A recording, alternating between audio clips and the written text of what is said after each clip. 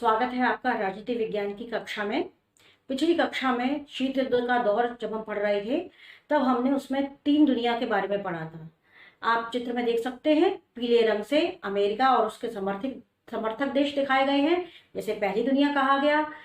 लाल रंग से सोवियत संघ और उसके समर्थक देश दिखाए गए हैं, जिन्हें दूसरी दुनिया कहा गया। और हरे रंग से निर्गुण आंदोलन के देश दिखाए गए हैं, जिसे कि तीसरी दुनिया के नाम से जाना गया। आज हम देखते हैं कि सोवियत संघ जैसी महाशक्ति, उसका निर्माण कैसे हुआ और उसका पतन कैसे हुआ। बर्लिन की दीवार गिरने के साथ ही जर्मनी का एकीकरण हुआ और सोवियत संघ के जो मित्र राष्ट्र थे या कहते हैं उसके समर्थक देश थे, ऐसे 8 देशों में साम्यवाद के खिलाफ आंदोलन शुरू हो गए और वहां सत्ता परिवर्तन हुआ। ये हवा सोवियत संघ तक पहुंची और सोवियत संघ में भी वर्तमान व्यवस्था के प्रति बड़ा असंतोष पैदा हुआ और 1991 सोवियत संघ का विघटन हो गया। आज हम सोवियत संघ के निर्माण और विघटन तक की कहानी को शॉर्ट में देखेंगे। सोवियत संघ, जिसे समाजवादी सोवियत गणराज्य कहा गया, इसका पूरा नाम, इसे इंग्लिश में union of Soviet socialist Republic कहा गया, यानी यूएसएसआर। सोवियत संघ में 1917 से पहले जार यानी कि सम्राट का शासक था। सम्राट का नाम था निकोलस द्वितीय।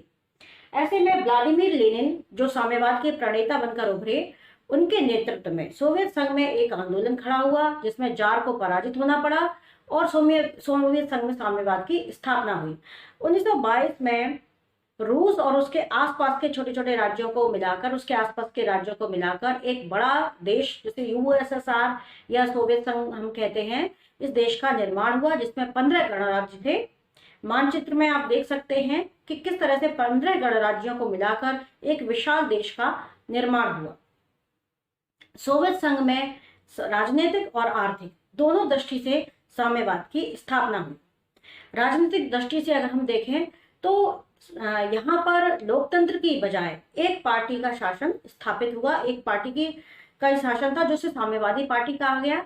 अभी आप अपने देश में जैसे देखते हैं कि चुनाव होता है तो बहुत सारी पार्टियां, जिनकी अलग अलग विचारधारा है, जिनके कार्य अलग अलग हैं, जो अपना जब घोषणा पत्र तैयार करते हैं तो उसको अपने घोषणा पत्र में अलग अलग तरह के कार्यों को शामिल करते हैं और जनता के सामने उनको पेश करते हैं।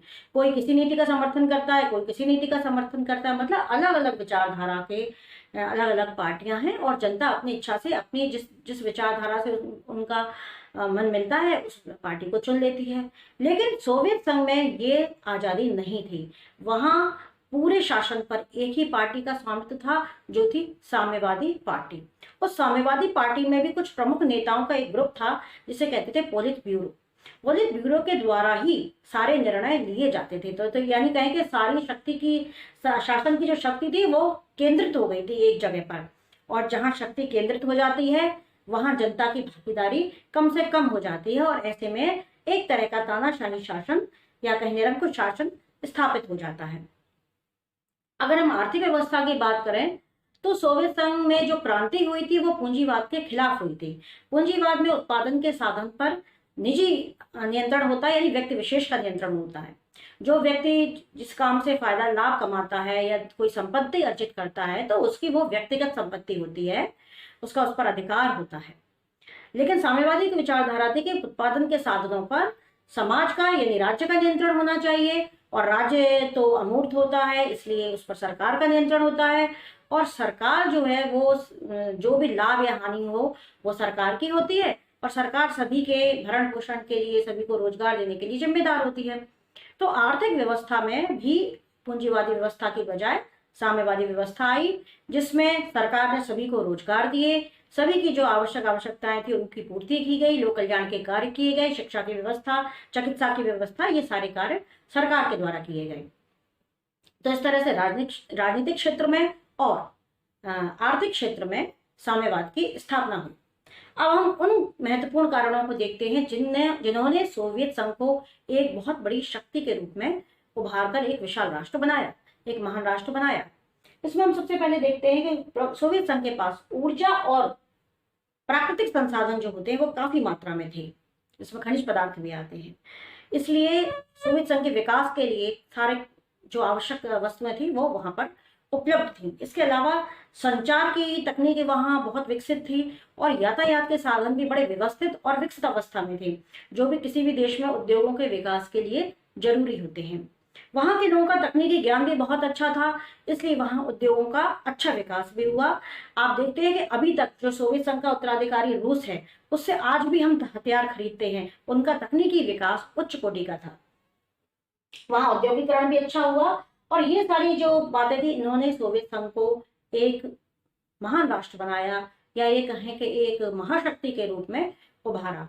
अब हम उन कारणों को देखें कि वो कौन सी कमियां थी, वो कौन सी परेशानियां सोवियत संघ के सामने आई, जिनके कारण सोवियत संघ का एक महान राष्ट्र के रूप में होते हुए भी पतन हो गया। सोवियत संघ के विघटन के कारणों में सबसे पहला कारण हम देखते हैं कि तानाशाह और केंद्रीकृत शासन। अभी हमने समझा था कि सोवियत संघ में अलग अलग पार्टियां नहीं होती, वहां पर केवल एक ही दल होता है, साम्यवादी दल, और उसकी एक ही विचारधारा है। नागरिकों को किसी अलग विचारधारा से सहमत होने का कोई अधिकार नहीं है। जो साम्यवादी दल की विचारधारा है, उसी के अनुसार उस देश के पूरे शासन को संचालित किया जाता था। और उस साम्यवादी दल में भी पोलित ब्यूरो जो होता था, जो कुछ प्रमुख नेताओं का जो एक संगठन था, उसी के अनुसार से पूरी पार्टी और पूरे देश का शासन संचालित होता था। तो ऐसे में जो शासन था वो तानाशाह हो गया था और केंद्रीकृत हो गया था, कुछ लोगों तक सीमित हो गया था। जनता की इच्छा या अनिच्छा को कोई महत्व नहीं दिया जा रहा था। जब इस तरह की शासन व्यवस्था होती है तो नौकरशाही अपने आप ही भ्रष्ट और गैर जिम्मेदार हो जाती है, क्योंकि नौकरशाही को जिम्मेदार बनाने के लिए जनता का कोई दबाव नहीं था। इसलिए नौकरशाही में भ्रष्टाचार बना रहा था और जनता की कोई सुनवाई नहीं हो रही थी। नौकरशाही अपने आप में गैर जिम्मेदार हो चुकी थी, जनता के प्रति जवाबदेह नहीं थी, कोई उसमें अधिकारी नहीं था। इसके अलावा अगर हम अर्थव्यवस्था की बात करें तो अर्थव्यवस्था भी, हालांकि पंचवर्षीय योजनाओं के द्वारा अर्थव्यवस्था में काफी विकास करने का प्रयास किया गया, लेकिन फिर भी अर्थव्यवस्था में वो विकास नहीं हो पा रहा था। कारण क्या था? कारण ये था कि साम्यवादी व्यवस्था में उत्पादन के साधन पर सरकार का नियंत्रण होता है। अगर कोई व्यक्ति विशेष मेहनत करके कुछ विशेष कार्य भी करे तो भी उसको वो लाभ जो होता है वो अलग से प्राप्त नहीं होता है, क्योंकि साम्यवादी व्यवस्था इसी आधार पर बनी होती है कि पूंजीवाद में जो अमीर और गरीब के बीच की खाई होती है उसको बांट दिया जाए, यानी सभी को समान बना दिया जाए। तो ऐसे में जो भी लाभ या हानि होती है वो सरकार की ही होती है। लोगों इससे क्या होता है, लोगों में काम करने की जो रुचि होती है, वो जो प्रेरणा होती है वो कम हो जाती है। ऐसी ही स्थिति सोवियत संघ में भी आई कि वहां पर लोगों के मन में काम करने की जो प्रेरणा थी वो कुछ, जैसे कि पश्चिमी देशों में जो प्रतिस्पर्धा और जो प्रेरणा पश्चिमी देशों की अर्थव्यवस्था में थी वो सोवियत संघ की अर्थव्यवस्था में नहीं थी। और फिर सारी आवश्यकताएं सरकार के द्वारा पूरी की जा रही थी, रोजगार सरकार के द्वारा दिया जा रहा था, तो लोगों में वो प्रतिस्पर्धा की भावना नहीं आ पा रही थी, जिससे जो उत्पादन हो रहे थे उनकी गुणवत्ता भी घट रही थी और उसमें जो है मात्रा भी इतनी जितनी होनी चाहिए उतनी नहीं हो पा रही थी। तो इसके कारण सोवियत संघ की जो अर्थव्यवस्था है वो धीरे धीरे घाटे की तरफ जाने लगी और अर्थव्यवस्था में नुकसान होने लगा। इसके अलावा हम देखते हैं कि शिक्षा की व्यवस्था सोवियत संघ में बहुत अच्छी थी। लोग नागरिक जो है अच्छी शिक्षा प्राप्त थे, पढ़े लिखे थे, और जब उन्होंने अपने, जिसके कारण उनका बौद्धिक विकास अच्छा था। इसके कारण वो अपनी व्यवस्था में जो कमियां आ रही थी उसको समझ रहे थे और उसके प्रति उनके मन में असंतोष भी बढ़ रहा था। अगली बार हम देखते हैं कि जो महाशक्तियों में जो होड़ चल रही थी, क्या होड़ चल रही थी? एक तो हथियारों को इकट्ठा करने की, जो बड़े बड़े घातक हथियार, परमाणु हथियार, ये बड़े महंगे होते हैं और इन महंगे महंगे हथियारों को जो इकट्ठा करने की होड़ चल रही थी, तरह तरह के परीक्षण किए जा रहे थे और दूसरे देशों में सैन्य हस्तक्षेप किए जा रहे थे, जिसके लिए बड़े बड़े अभियान, जिस पर काफी खर्चा हो रहा था। जो पैसा देश के विकास में लग सकता था वो सैन्य अभियानों में और बड़े बड़े महंगे हथियारों को इकट्ठा करने में खर्च हो रहा था, जिसके कारण अर्थव्यवस्था पर बहुत अधिक बोझ पड़ रहा था, जो कि बोझ अर्थव्यवस्था उठाने में सक्षम नहीं हो पा रही थी। इसके अलावा हम देखते हैं कि सोवियत संघ को मैंने आपको बताया था कि 15 आसपास के जो देश हैं उनको मिलाकर, रूस के आसपास जो 15 देश थे, छोटे छोटे छोटे बड़े, उनको मिलाकर सोवियत संघ का निर्माण हुआ था। वो गणराज्य, अभी वो सोवियत संघ के अंदर उनकी गणराज्य की स्थिति थी, और वो जो गणराज्य थे उनमें बड़ी विविधता पाई गई। उनकी जैसे भारत में, भारत विविधताओं का देश है, यहाँ अलग अलग तरह की संस्कृति, अलग अलग तरह के विचार, खान पान, वेशभूषा पाई जाती है। ऐसे सोवियत संघ के इन गणराज्यों में भी काफी विविधता थी, और उन गणराज्यों में अब राष्ट्रवादी सोच जो है वो बहुत पनप रही थी। इसके अलावा उनमें अपनी व्यक्तिगत संप्रभुता प्राप्त करने की इच्छा भी बढ़ रही थी। वास्तव में सोवियत संघ के विघटन का तात्कालिक कारण यही था कि जो गणराज्य थे उनमें अपनी अपनी संप्रभुता प्राप्त करने की इच्छा बढ़ रही थी। इसके अलावा जो सोवियत संघ का निर्माण हुआ था उसमें एक तरफ तो रूस जैसे बड़े गणराज्य थे, और दूसरी तरफ बहुत छोटे छोटे गणराज्य थे।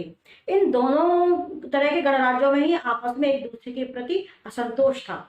जो बड़े गणराज्य थे उनका पूरी व्यवस्था पर आधिपत्य था, विशेषकर रूस का।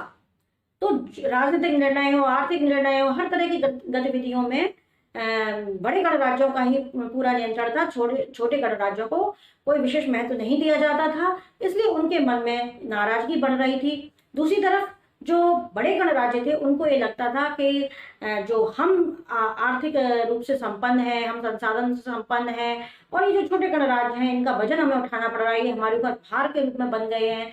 तो इस तरह से बड़े गणराज्य और छोटे गणराज्य दोनों के विकास में भी अंतर आ रहा था। छोटे गणराज्य कुछ बड़े गणराज्यों की तुलना में विकास में भी कुछ पिछड़ गए थे, उनके मन में असंतोष भी था। उधर बड़े गणराज्य भी छोटे गणराज्यों को एक बोझ की तरह देख रहे थे। ये इन सब कारणों के कारण सोवियत संघ की जो आर्थिक और राजनीतिक व्यवस्था थी वो चरमरा गई। इसके अलावा सोवियत संघ में जो आखिरी राष्ट्रपति हुए मिखाइल गोर्बाचोव, चित्र आप यहाँ स्क्रीन पर देख सकते हैं, इन्होंने जो पेरेस्ट्रोइका और ग्लासनोस्ट की नीति अपनाई, जो खुलापन और पुनर्संरचना की नीति अपनाई, वो नीति सकारात्मक परिणाम देने की बजाय उसने पूरी व्यवस्था को एकदम से गिरा दिया। पूरी व्यवस्था चरमराकर गिर गई, और सोवियत संघ जैसे विशाल राज्य का छोटे छोटे गणराज्यों में विघटन हो गया। 15 गणराज्य अलग अलग देशों के रूप में अस्तित्व में आ गए, जिसमें सोवियत संघ के उत्तराधिकारी के रूप में आज हम रूस को देखते हैं। ये सोवियत संघ का सबसे ये कहें प्रभावशाली गणराज्य था, जिसे आज हम सोवियत संघ के उत्तराधिकारी के रूप में देखते हैं। अब अगले भाग में हम देखेंगे कि किस प्रकार से पेरेस्ट्रोइका और ग्लासनोस्ट की नीतियों से और शॉक थेरेपी के द्वारा सोवियत संघ में परिवर्तन करने का प्रयास तो किया गया, लेकिन वो परिवर्तन हो नहीं सका और पूरा देश भरभरा कर ढह गया। यानी ये कहें कि वो टुकड़ों में बट गया और 15 अलग अलग देश अस्तित्व में आए। पढ़ाई जारी रखिए, पढ़ते रहिए, और इसके आगे का भाग अगले वीडियो में पढ़ेंगे।